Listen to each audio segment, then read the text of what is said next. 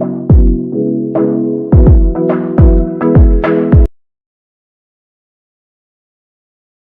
there, what's up? Welcome to Economics. This is lecture 2 of data analytics using Excel. And this is a certificate course. If you want to know more about the course, please write to us. And a little bit about Economics. Economics is an international research and analytics company registered under Ministry of Corporate Affairs, Ministry of Education, Ministry of Commerce and Industry, MSME, Government of India. So currently we are serving knowledge across 156 countries.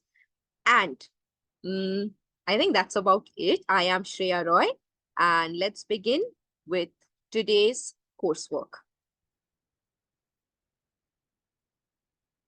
The book which I am using for the study is a book written by me along with my co-author, Jyoti Agarwal. And the name of the book is Excel 101, The Basics and Beyond. If you want to purchase the book, please again, comment down below or write to us. All the contact details are over here, the website, email ID, contact number, so on. So the email ID is contact@ecofundomics.com and the WhatsApp number is 748-202-8953. If you are currently a student of mine, you know how to reach me. You already have my phone number. So today we are going to begin with the second lecture, which is a bit of page setup and I think more about the other aspects of Excel. So let's take a look. So if you haven't viewed the first class, the link is in our YouTube channel. You may do that. And now let's begin. So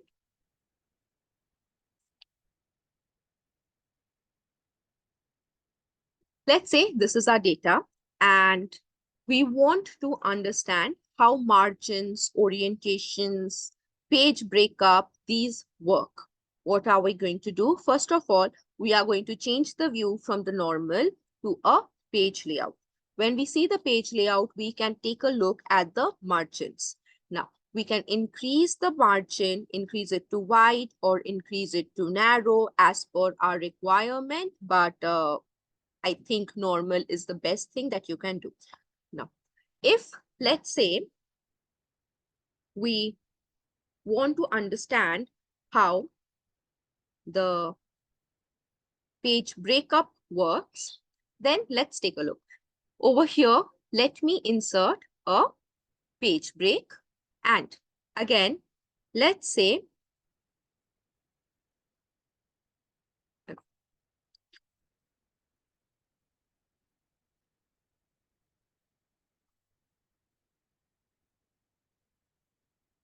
from here, okay, over here, insert page break. Now let's take a look. How will it work? So we are changing the view to page break preview. And we can see that the page is broken up into page 1, page 2, page 3, and page 4. So this is how the page layout works. Bringing it back to normal and bringing my data back to normal, I am simply doing undo. Okay.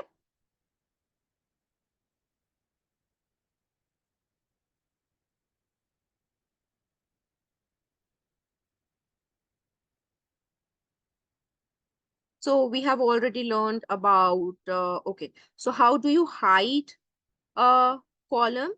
So you click on the column, right click, and then you will find hide. See, C has disappeared. Now we have A, B, and G. So if we want it back, we have to do a right click and unhide. or double click simply.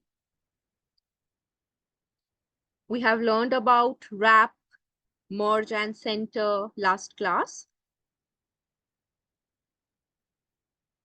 And I think we can now move to conditional formatting. So, okay. So we have to understand about copy pasting the data. So let's say I am using my website, ecofunnomics.com, okay, and I want to copy this data. What will I do? I'll simply select the data, right click, copy, go to the Excel sheet workbook, and we can simply select a cell and do paste. Okay, no issue. A lot of times we face issues, and what happens is that the alignment of the data is not good, or it is just a little crooked in the sense two cells together give you one data value, or two, three columns together are not arranged well. Under such a scenario, I request you to do right click, paste special text. Okay. Okay. So this gives you a very raw method of your data without any additional formatting, which was done in the original data source. I hope I could explain what I am trying to say. In case there are any issues, please comment down below. I will personally get back to you. Okay, moving on.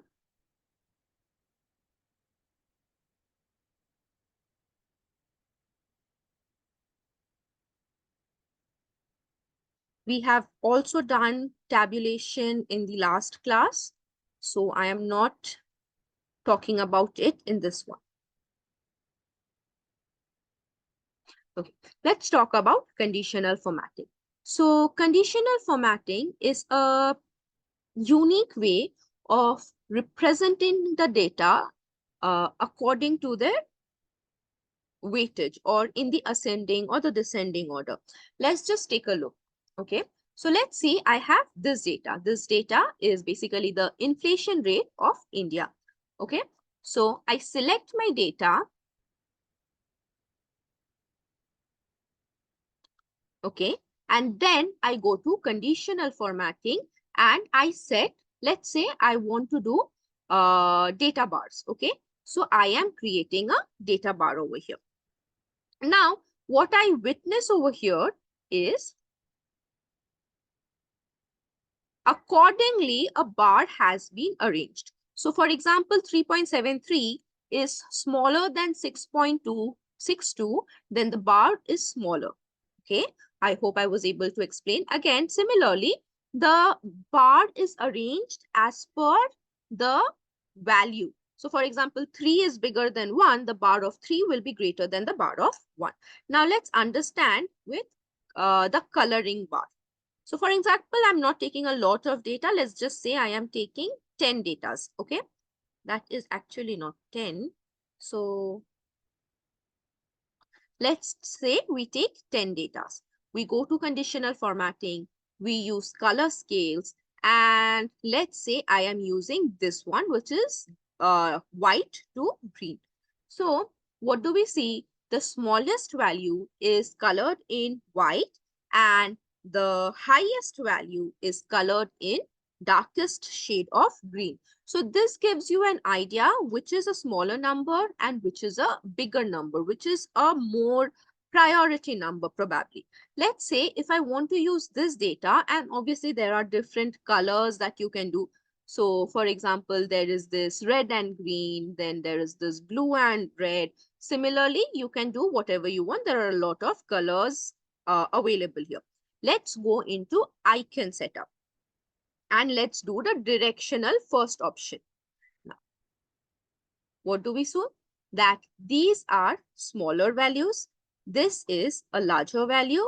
These are, okay. So basically a right downward arrow means it's a smaller value, and an upwards means it's a potentially higher value, and something which is in yellow And a horizontal arrow, it basically means that it is somewhere in the middle.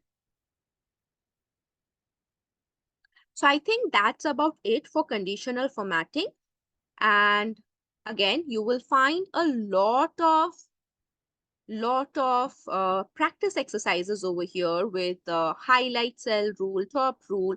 So you will find all the details in our book too.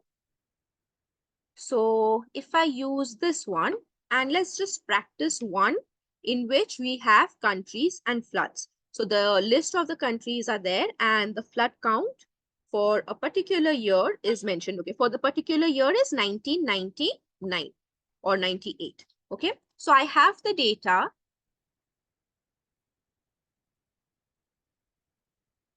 and I want to see which country had the highest flood in the year 1998. So I used the color scale. I went to the one which is, let's say, green to white. Okay. So we see that Austria had the least floods, whereas South Africa had the highest flood. So I hope you understood what I'm trying to say. So conditional formatting is a very simple method of visual representation without actually creating any charts or any graphs. It simply uses the data and gives a color coding, which gives you a very, unique representation of your data.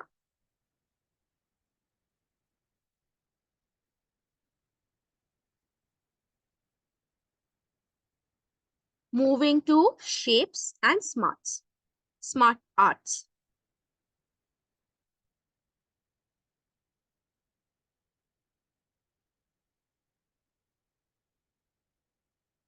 So again, mostly this is required if you are someone into report writing or visual presentation. For example, there is a client and you have to represent your data and create a flow charts or smart charts for those scenarios. Okay. As I said, we will enter into more regressive data analytics sections of the course slowly and steadily. And today's again, we are trying to get familiar with how Excel works. So we are actually covering the easier sections first, and then we will go into more difficult sections in the later classes, which will be logical if functions, VLOOKUPs, pivot charts, so on.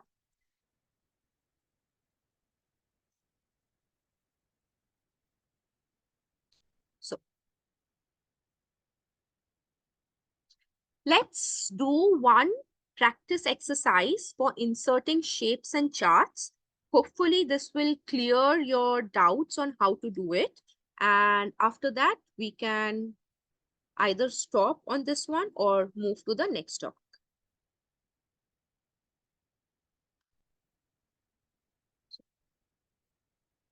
Let's do exercise one. So probably we'll do two exercises and we'll see. These two exercises should help us complete everything. All the doubts we might have in shapes and all. Okay, open Microsoft Excel and create a new workbook. Rename the worksheet as shapes. Okay, so what I'm doing, I'm not opening a new workbook because this is one lecture for me. So I am just renaming the worksheet as shape insertion exercise. Now, part one, basic exercise. Insert rectangle A2. A rectangle shape in A2. So A2 for me is over here. And I am increasing the width, increasing the height, and insert a rectangle over here. So my undergrad students were having a lot of issues with inserting a shape in a particular cell because they were not handy with how to increase the height and the width. So this is how you do.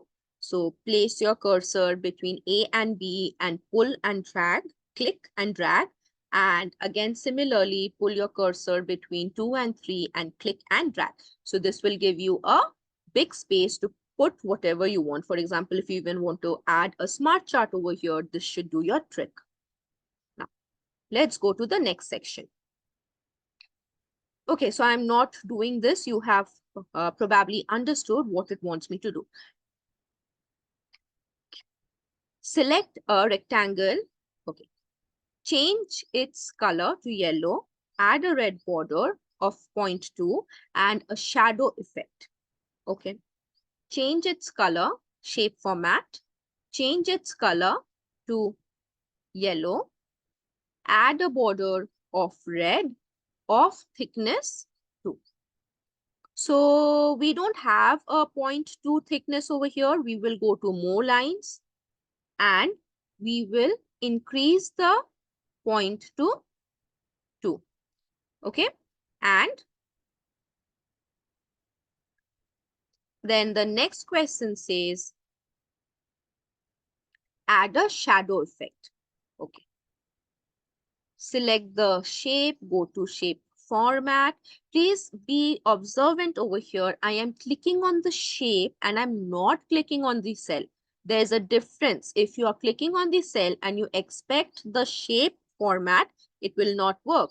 On the other hand, you have to click on the shape so that you get the shape format. Click on the shape format, give a shadow effect. Okay, so let's just give this one. So I have a shadow, I have my color, I have my outline, and I have it in A2 as per the instruction. Okay, now let's say that adjust the transparency of the shape to 50%. Let's click on the shape format. Let's go to the shape fill.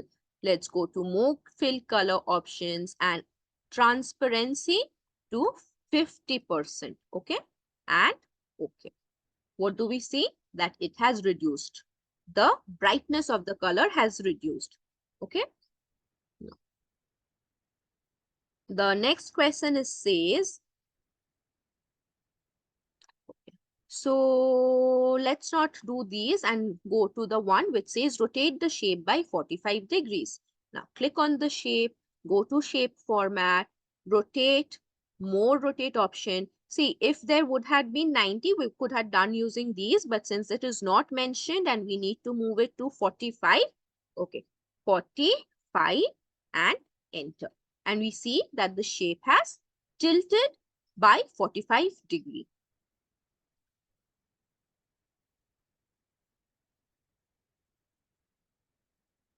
So I think that's about it for my shape formatting. And please practice the exercises in the workbook. I think if you have any doubt, these video and these explanations should help you out. However, okay, let's do the challenge exercise and see. Add a label to each shape using the text box insert and okay, fine. Let's just add a text box. Insert, no, shape format. Okay, when I click on shape format, I get text box and the text box is represented with this inverted cross sign. Okay. So we have inserted it. If you want to rotate it, you can rotate it accordingly. And let's just write Excel lecture 2. Okay. So we have even learned how to add a text box. If you want, you can again edit the text box too. You can do a transparent theme.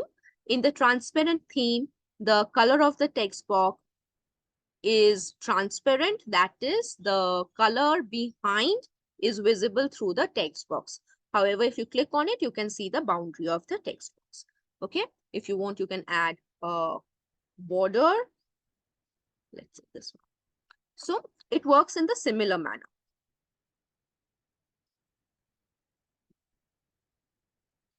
Now let's go to creating a smart art.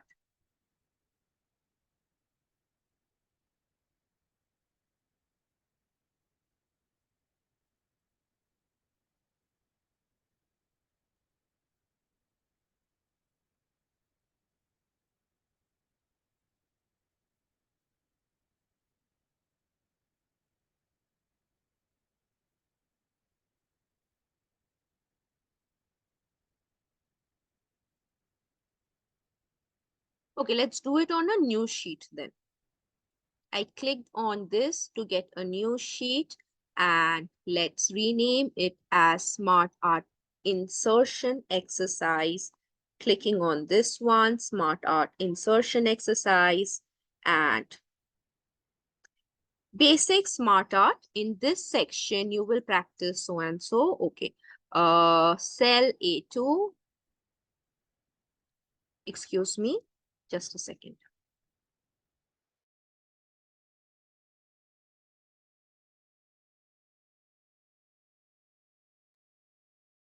Okay, so A2, and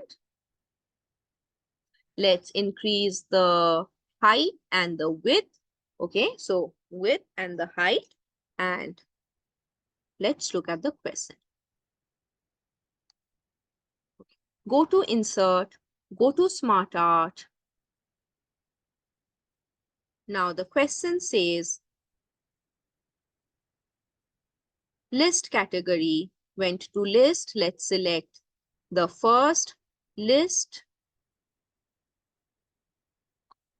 and basic process layout. This is basic block list. I think that is the one which we are talking about. Okay, and insert. So take this and bring it over here, reduce the size.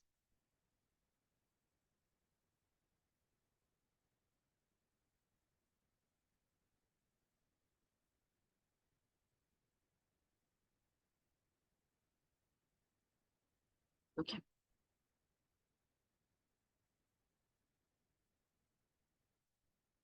But I don't think so, smart design. Now, let's say we want to change the design, okay? So we will go to smart, click on the design, click on smart design, and then we will change it to something else. Let's say I'm changing it to uh, this one, okay? So gather information, analyze data, gather information. Okay, so let's say I want to write it over here. Analyze data,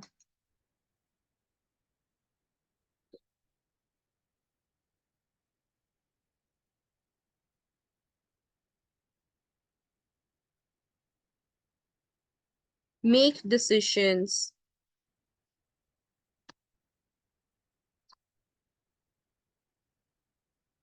and take action. Now, so we see that there are 3 blocks and I need one more below it. So what will I do?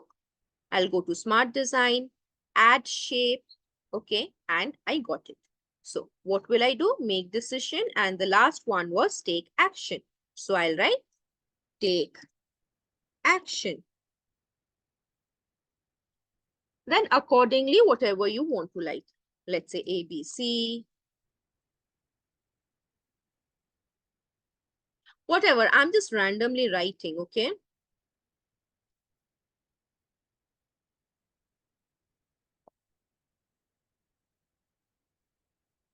So that's how you do a smart art. Obviously, there are plenty of other smart art options over here. So let's do the another one, the exercise 5, which says, let's just reduce it a little. Okay. So the other one says, insert a smart art graphic in cell A8, choose the hierarchy category, and then organize an organizational chart layout. Okay, let's do it in A8.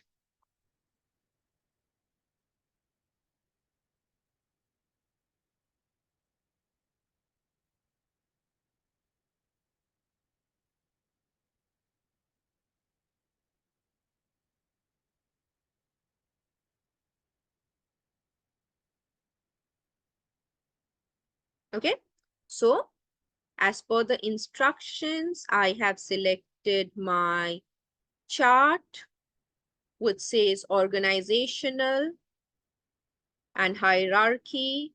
Then it says CEO at the top with manager second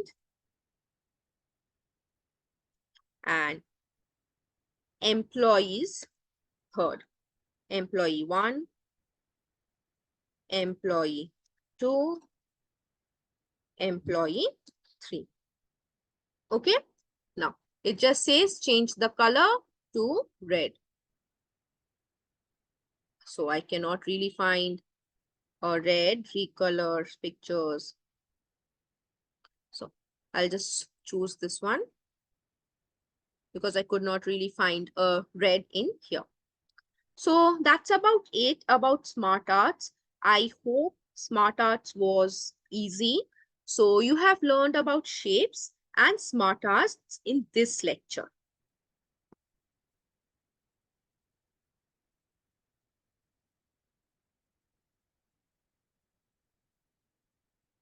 So if you're still here, I'm assuming you have learned something new. If you have not learned something new, you have brushed what you already knew. So thank you, and like and subscribe if you want to see more such videos. And if you are already a student of mine, so please know I'm actually making these videos for you. So see you soon. Until next time, bye.